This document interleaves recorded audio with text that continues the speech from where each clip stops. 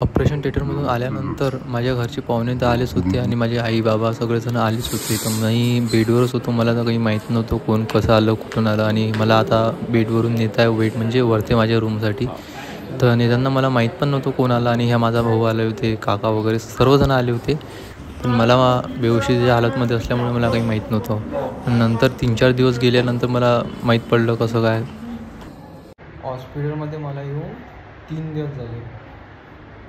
पहिला दिवस तर मला माहिती आहे, दुसरा दिवस, तिसऱ्या दिवसात तर झोपच. आता तिसरा दिवस आहे, सॉरी चौथा दिवस आहे. आज मी चाललो घरी, तर आज मी घरी जायचा ब्लॉग काढणार हो बघा. नंतर माझ्या भावाची मी गाडी सांगितली आणि आम्ही जेवण वगैरे केलं सर्वांनी. आणि हे दादा पण आले होते जेवण करायसाठीच.